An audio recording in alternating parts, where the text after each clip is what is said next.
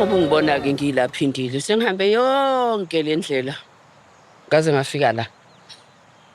Bengizokutshela ukuthi usungabuyela emsebenzini. Angizwa? Ngempela.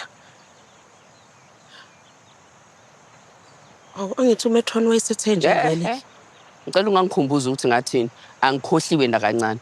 Ukuthi-ke njengamanje igama lakho seligezekile. Sengiwatholile amasela angempela ntshontshe imali. Obani amasela ma? Niwatholephi? Yilo khanda limtshele kwakhe oyindodana yakho. Kanye nalabangani bakhe laba awusikhotheni abantshontshe imali yakho. Methron omancane. Iyiqiniso lento ekhulunywa uMethron. Hayibo phindile ngawaqampelana amanga. Ufikile lo mfana wakho nabangani bakhe laba abantshontshe imali yami. Bazongitshela ukuthi ibona abayithathile. Mase sithini phindile. Ngicabanga ukuthi sengiqedile bengikuzele la.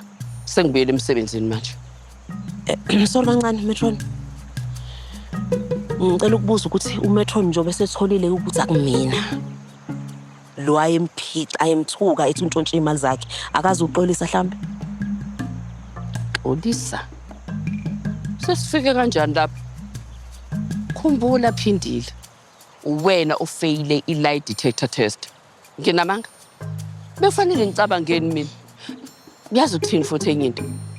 Thunywanga yimina ebusheni bakho ukuthi bhubhudla ubusha bakho na wonke lamadoda lawo phambili. Hayi la. Usuzala le. Wemama. Hayi la, yabona into oyenzayo. Ungayenza kula clinic yakhe kubolile ungazoyenza la ikwami la. Uvuleke. Uzovuleka ikwami lana.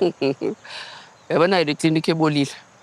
Yilo fanele wena njengamanje uthela amanzi ugeze. Uthi ungaseqeda ukugeza. Ukuthela iperfume kancane. Akhambe kahle. Ungafiki late emsebenzini. Sezwana.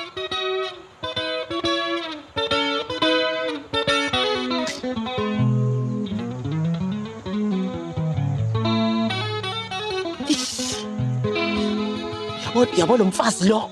Lo mfazi lo. Hawu ngelinye ilanga niyongilanda lapha epolice station ngelinye ilanga buka. Wena yini ngizwa isikhwama saMethron. Ngingachaza. Sikhwama ngikhuluma. Okay.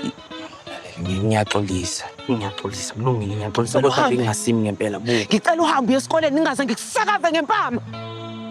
Hamba. Bekufusi ngempela. Hamba. Usuyisiqefe empilweni yami mfamanda, uyisiqefe.